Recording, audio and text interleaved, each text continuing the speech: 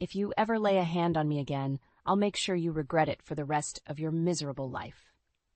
The words tumbled out of my mouth before I could stop them, my body trembling with a mixture of fear and rage as I stared into the cold, unforgiving eyes of my husband, Derek. His fist clenched at his side, knuckles white with fury, and for a moment I thought he might strike me again. But then a twisted smile spread across his lips, and he let out a low, menacing chuckle that sent shivers down my spine. "You think you can threaten me, Mallory?" he spat, taking a step closer. "You're nothing without me. You'd be lost, alone, and penniless if it weren't for my generosity." I swallowed hard, fighting back the tears that threatened to spill down my cheeks. This wasn't the first time Derek had lashed out at me, but it was the first time I dared to stand up to him. For too long, I'd been trapped in this gilded cage, blinded by the illusion of the perfect life we'd built together. From the outside, we were the picture of success. A powerful business mogul and his doting wife raising our beautiful daughter, Ava, in a sprawling mansion in the heart of the city.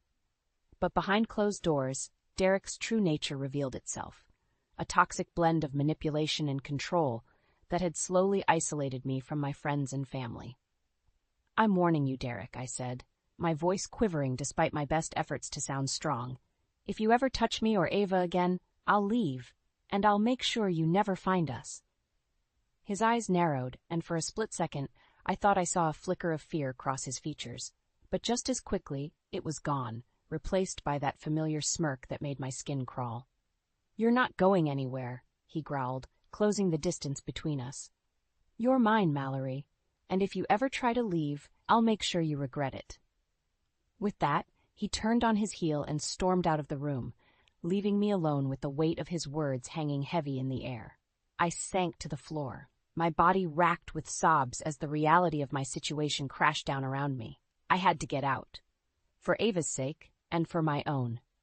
But how? Derek had made it clear that he wouldn't let us go without a fight, and I knew firsthand how far he was willing to go to get what he wanted. As the tears streamed down my face, I silently vowed to find a way. No matter what it took, I would break free from Derek's grip and build a life for Ava and myself, far away from his toxic influence. It was time to stop living in fear and take back control of my life. The next few days were a blur of tension and unease. Derek's outburst had shaken me to my core, but I knew I couldn't let fear paralyze me. I had to act, for Ava's sake, if not my own. As I went about my daily routine, I found myself constantly on edge, jumping at every sound, every movement in my peripheral vision. Derek, for his part, seemed to revel in my discomfort, shooting me smug glances whenever our paths crossed. "Mom, are you okay?" Ava asked one evening as we sat down for dinner, her brow furrowed with concern. "You've been acting really weird lately." I forced a smile, reaching across the table to give her hand a reassuring squeeze. "I'm fine, sweetheart. Just a little stressed at work, that's all." Derek scoffed, shaking his head. "Your mother's always been a worrier, Ava. It's nothing new." His words cut deep, but I bit my tongue, unwilling to provoke another confrontation in front of our daughter. Instead, I turned my attention back to Ava, determined to keep our conversation light and casual. But as the days wore on, it became increasingly difficult to maintain the facade. Derek's verbal jabs grew more frequent, more pointed, and I found myself constantly on the defensive, struggling to keep my composure. It all came to a head one night after Ava had gone to bed. Derek and I were alone in the living room, and he wasted no time in launching into another tirade. "You think you're so high and mighty, don't you?" he sneered, his words slurred from the countless glasses of scotch he'd downed. "You think you're better than me, but you're nothing without my money and my name." "That's not true," I protested, my voice trembling. "I've worked just as hard as you have to build this life for our family." He let out a harsh laugh, shaking his head. "You're delusional, Mallory. You're nothing but a pretty face, a trophy wife to hang on my arm and make me look good." Before I could react, he was on his feet, towering over me with a look of pure rage twisting his features. "Maybe I need to remind you of your place," he growled, raising his hand as if to strike me. I flinched, bracing myself for the blow, but it never came. Instead, Derek stumbled backward, nearly losing his balance as he glared at me with a mixture of contempt and something else, something I couldn't quite place. You're pathetic, he spat, turning on his heel and storming out of the room, leaving me shaken and wondering how much longer I could endure this living hell. As I sat there in the silence, my mind raced, trying to make sense of the turmoil that had become my life. I knew I had to get out, but the thought of leaving filled me with a paralyzing fear. What if Derek found us? What if he made good on his threats? I jumped as my phone buzzed, pulling me from my dark thoughts. It was a text from Samantha, my best friend and the only person I trusted enough to confide in. Are you okay? I have a bad feeling about Derek. Please tell me you're safe. Tears stung my eyes as I read her words, a wave of relief washing over me. Samantha had always been my rock, my voice of reason in the darkest of times. Maybe, just maybe, she could help me find the strength to break free. With trembling fingers, I typed out a response. I need your help. Samantha's arrival was like a breath of fresh air. As soon as she stepped through the door, I felt a weight lift from my shoulders, the tension that had been coiling inside me for weeks finally beginning to unravel. Oh, honey? She murmured, pulling me into a tight embrace. I'm so sorry you've been going through this alone. I clung to her, fighting back tears as the floodgates threatened to open. I don't know what to do, Sam. He's become so volatile, so unpredictable. I'm scared for Ava and myself. She pulled back, her eyes blazing with a fierce determination. You're going to leave him. That's what you're going to do. The words hung in the air, heavy with implication. Leave Derek? The thought had crossed my mind more times than I could count, but the fear of his retaliation had always held me back. I can't, I whispered, shaking my head. You know how vindictive he can be. If I try to leave, he'll make our lives a living hell. Samantha's grip on my shoulders tightened, her gaze unwavering. Mallory, listen to me. You are stronger than this. You have to be strong, for Ava's sake, if not your own. Derek is a monster, and you can't let him control you any longer. Her words struck a chord deep within me, igniting a spark of defiance that I thought had long since been extinguished. She was right. I couldn't let Derek continue to hold this power over me, over our family. Okay, I said, my voice trembling but resolute. Okay, I'll do it. I'll leave him. Samantha's face broke into a relieved smile, and she pulled me into another fierce hug. Thank God. We'll figure this out, Mal. I promise. You and Ava are going to be safe. Over the next few days, we hatched our plan. Samantha helped me open a secret bank account, squirreling away as much money as I could without arousing Derek's suspicion. We researched safe houses, potential places we could go to start over, far away from his reach. All the while, I walked on eggshells around Derek, careful not to give him any inkling of my intentions. But the strain was starting to show, and he grew increasingly suspicious of my behavior. What's going on with you lately? He demanded one night, cornering me in the kitchen. You've been acting strange, distant. I forced a smile, willing my hands not to tremble. It's nothing, Derek. I've just been stressed with work, that's all. His eyes narrowed and he took a step closer, backing me against the counter. Don't lie to me, Mallory. I know when you're hiding something. My heart pounded in my chest as he leaned in, his breath hot on my face. If I find out you're up to something, you'll regret it. Do you understand? I nodded mutely, too terrified to speak. Derek held my gaze for a few more agonizing seconds before turning and stalking out of the room, leaving me shaken to my core. As soon as he was gone, I sank to the floor, burying my face in my hands as the sobs racked my body. How much longer could I keep this up? How much longer before Derek saw through my lies and unleashed his fury upon us? I knew then that I had to act fast. Our lives depended on it. It all came crashing down one fateful night. I should have been more careful, more vigilant, but in my desperation to gather enough funds for our escape, I grew careless.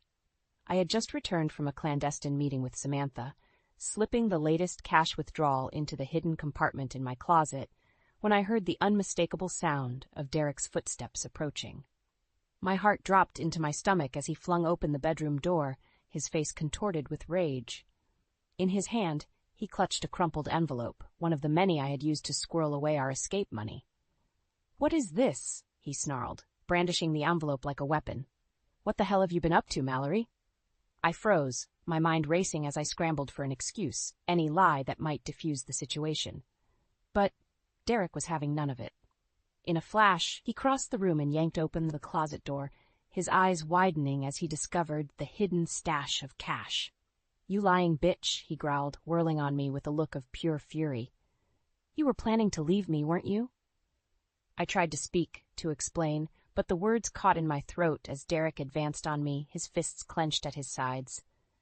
"After everything I've done for you, this is how you repay me?" he roared, spittle flying from his lips. "You ungrateful whore!" Before I could react, his hand lashed out, striking me across the face with such force that I stumbled backwards, stars dancing before my eyes. "Derek, please," I begged, tasting blood on my split lip. "I was only trying to protect Ava and myself. You've become so volatile, so abusive. I couldn't take it anymore." His eyes narrowed, and for a moment I thought I saw a flicker of remorse cross his features. But it was gone in an instant, replaced by a cold, calculating fury that chilled me to the bone. "You're not going anywhere," he hissed, grabbing a fistful of my hair and wrenching my head back. "You belong to me, Mallory, and if you ever try to leave again, I swear to God, I'll take everything from you, including Ava." The mention of our daughter's name sent a wave of panic crashing over me. I couldn't let him hurt her, not my sweet, innocent Ava. "Please, Derek," I sobbed, clawing at his iron grip. "Don't bring her into this. She's just a child." He let out a cruel laugh, his grip tightening until I thought my scalp might tear. "She's my child too, Mallory. And if you think you can take her away from me, you're sorely mistaken." With a final, vicious yank, he released me, sending me crumpling to the floor in a heap. As I lay there, cradling my throbbing head, I knew in that moment that our lives were in grave danger. We had to get out, and fast, before Derek's rage spiraled out of control. Because this time, I feared there would be no coming back. The next few hours were a blur of frantic activity.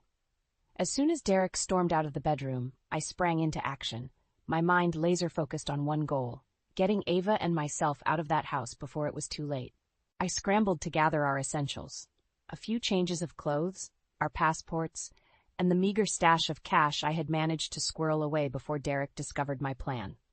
It wasn't much, but it would have to be enough to get us started on our new life, wherever that may be. My hands trembled as I packed, my heart pounding in my chest with each passing minute. I knew Derek wouldn't be gone long, and when he returned, his fury would be tenfold. As if on cue, I heard the unmistakable sound of his car pulling into the driveway, the tires crunching on the gravel like a death knell. I had to move fast. Abandoning the half-packed bag, I raced down the hall to Ava's room, bursting through the door to find her sitting cross-legged on her bed, earbuds in and oblivious to the chaos unfolding around her. "Ava!" I hissed, startling her from her reverie. "We have to go now." Her eyes widened, confusion and fear flickering across her delicate features. "Mom, what's going on? What's happening?" I grabbed her by the shoulders, my grip perhaps a little too tight as I fought to keep my panic at bay. "There's no time to explain. We have to leave before your father gets back. Our lives depend on it." She must have seen the desperation in my eyes, because she didn't argue or question me further.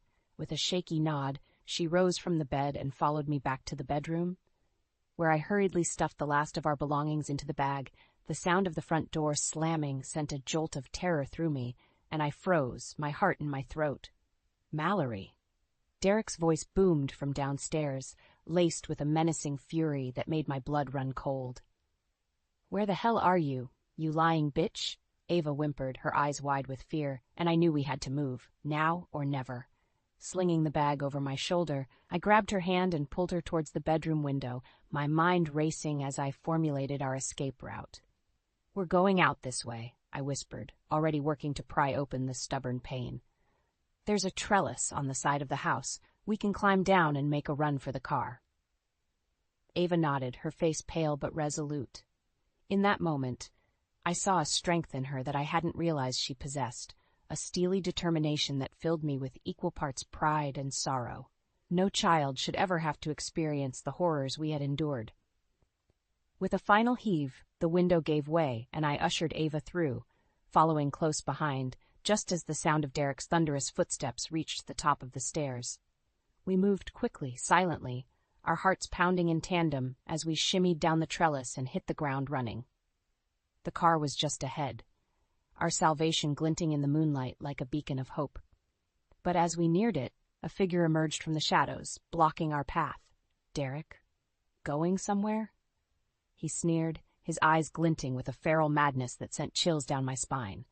In that moment, time seemed to slow to a crawl. I could see the rage etched into every line of Derek's face, the hatred burning in his eyes as he stared us down like cornered prey. And in that moment, I knew. There was no going back. The days and weeks that followed our escape were a blur of constant motion, a never-ending cycle of fleeing and hiding. We couldn't risk staying in one place for too long, not with Derek's resources and his unquenchable thirst for revenge. Samantha had been our lifeline, our guardian angel in those early days. She helped us secure false identities, safe houses, and transportation as we hopscotched across the country, always one step ahead of Derek's hired goons. But the psychological toll of living in perpetual fear was immense. Ava, my once vibrant and carefree daughter, grew sullen and withdrawn, her eyes haunted by the horrors she had witnessed. And I, too, found myself jumping at every shadow, every unexpected sound, my nerves frayed to the breaking point.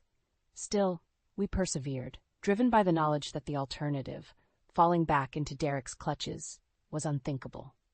It was during one of our brief respites, holed up in a dingy motel on the outskirts of some nameless town, that the first crack in our defenses appeared. "Mom, how much longer are we going to have to keep running?" Ava asked, her voice small and defeated as she stared out the grimy window. I swallowed hard, my heart aching at the weariness etched into her young features. "As long as it takes, sweetheart, until we're sure your father can't find us."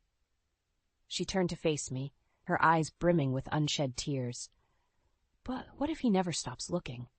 What if we have to spend the rest of our lives like this, always running, always afraid?" The questions hung heavy in the air, their weight crushing me under the weight of their implications. Because deep down, I knew she was right. Derek was a man possessed, and he would stop at nothing to track us down, to exact his twisted brand of revenge. "I don't know, Ava," I admitted, my voice thick with emotion, "but I promise you, we'll find a way to make it through this. Together." She nodded, but the spark of hope in her eyes had dimmed, replaced by a weary resignation that broke my heart. In that moment, I vowed to find a way to end this nightmare, once and for all. We couldn't go on living like this, constantly looking over our shoulders, our lives forever tainted by the specter of Derek's rage. It was time to take the fight to him. Over the next few weeks, I began to hatch a plan, reaching out to old contacts, calling in favors, and assembling a team of people I could trust to help bring Derek down. It was a risky gambit, but one I was willing to take if it meant finally securing our freedom. And then, just when I thought we had hit another dead end, a break in the case arrived in the form of an anonymous tip. Derek's location, his movements, his routine. It was the opportunity we had been waiting for, the chance to strike back and end this twisted game of cat and mouse once and for all. As I relayed the information to my team, a sense of grim determination settled over me. This was it, the moment we had been preparing for. The showdown was inevitable, and only one of us would emerge victorious. I only hoped that when the dust settled, Ava and I would be the ones left standing. The safe house was a nondescript warehouse on the outskirts of town, its weathered exterior belying the high-tech command center that lay within. As I stepped through the reinforced steel door, my heart was pounding in my chest, a heady mix of adrenaline and trepidation coursing through my veins. "You're sure about this, Mal?" Samantha's voice broke the tense silence, her eyes searching mine for any hint of doubt or hesitation. "There's no going back after tonight." I took a deep breath, steeling my resolve as I gave her a curt nod. "I'm sure Derek has to be stopped once and for all, for Ava's sake, if not my own." She pursed her lips, clearly not thrilled with the plan, but respecting my decision nonetheless. "All right then, let's get this show on the road." Around us, the team of ex-military operatives and private investigators I had assembled sprang into action, checking weapons and running final system diagnostics. The air was thick with tension, the weight of what was to come hanging over us like a shroud. "We have eyes on the target," came a gruff voice from the comm station, shattering the silence. "He's just left his office and is en route to the rendezvous point." My breath caught in my throat as a grainy image of Derek flickered onto the main monitor. His face twisted into a scowl as he stalked towards his waiting car.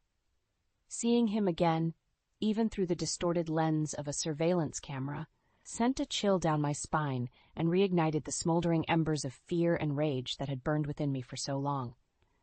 "Remember, we need him alive," I reminded the team, my voice steadier than I felt. "At least for now, he has to face justice for what he's done." A chorus of grunts and nods met my words. The men and women around me hardened professionals who understood the gravity of the situation. Still, I couldn't shake the nagging sense of dread that had taken root in the pit of my stomach. What if something went wrong? What if Derek managed to slip through our grasp once again, disappearing into the ether and leaving us to pick up the pieces of our shattered lives? I pushed the doubts aside, focusing instead on the task at hand. This was our one shot, our chance to end this nightmare once and for all. Failure was not an option.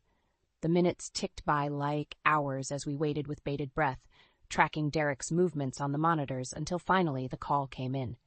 He's arrived at the rendezvous point, moving into position. My heart leapt into my throat as the team sprang into action, donning tactical gear and checking weapons one last time before filing out of the safe house and into the waiting armored vehicles. "Stay safe," Samantha murmured, pulling me into a fierce hug. "And give that bastard hell for me." I nodded, unable to find the words as a lump formed in my throat. This was it, the moment I had been both dreading and anticipating for what felt like an eternity. As the convoy roared to life and peeled out onto the deserted street, I found myself gripping the edge of the console, my knuckles white with tension. Every fiber of my being was focused on the mission, on the confrontation that was about to unfold. Derek's reign of terror was about to come to an end. One way or another, tonight would be the end of the road, and I would be the one to put the final nail in his coffin. The days and weeks following Derek's capture were a whirlwind of legal proceedings, media scrutiny, and the long, arduous process of picking up the pieces of our shattered lives. But through it all, a weight had been lifted, a burden that had pressed down on Ava and me for far too long. As the truth about Derek's abuse and his relentless pursuit of us came to light, the world seemed to hold its collective breath, transfixed by the sordid tale of a once powerful man brought low by his own monstrous actions. And while the court of public opinion was swift and merciless in its condemnation, it was the judicial system's reckoning that truly mattered. The trial was a grueling ordeal, with Derek's high-priced legal team doing everything in their power to cast doubt on our testimony and paint him as the victim. But in the end, the evidence was too overwhelming, the pattern of abuse too well documented to be denied. When the guilty verdict was read, a hush fell over the courtroom, broken only by the soft sound of Derek's sobs as he was led away in chains. In that moment, I felt a sense of vindication, of justice finally being served after years of living in fear and torment. But more than that, I felt a profound sense of relief, as if a weight had been lifted from my shoulders, allowing me to breathe freely for the first time in what felt like an eternity. In the days and weeks that followed, Ava and I began the slow process of rebuilding our lives, piece by shattered piece. It wasn't easy. The scars of our ordeal ran deep, both physical and emotional, but we were determined to forge ahead, to reclaim the happiness and sense of security that had been stolen from us for far too long. Samantha was a constant source of strength and support, her unwavering friendship a lifeline that helped us navigate the choppy waters of our newfound freedom. Together, we found a cozy little apartment in a quiet neighborhood, a far cry from the opulent prison we had once called home. But to me, it was a palace, a sanctuary where we could finally let our guard down and begin to heal. As the months passed, I watched with a mixture of pride and wonder as Ava blossomed before my eyes, the shadows that had haunted her gaze gradually giving way to a newfound sense of joy and optimism. She threw herself into her studies, determined to make the most of the second chance we had been given, and I couldn't have been prouder of the strong, resilient young woman she was becoming. For my part, I found solace in the simple pleasures of life. Long walks in the park, lazy Sunday mornings spent curled up with a good book, and evenings spent laughing and reminiscing with Samantha over a bottle of wine. It was a far cry from the high-powered corporate world I had once inhabited, but in many ways it was infinitely more fulfilling. And through it all, the specter of Derek's legacy faded, his once formidable presence reduced to a mere footnote in the story of our lives. We had survived his reign of terror, emerging from the ashes stronger and more resilient than ever before. As I watched the sunset paint the sky in brilliant hues of orange and pink, I couldn't help but feel a sense of peace wash over me. The road ahead was uncertain, but for the first time in what felt like an eternity, I was excited to face whatever challenges lay ahead. Because now, we were free to chart our own course, to write our own story, and to embrace the future with open arms. And that, I realized, was the greatest victory of all.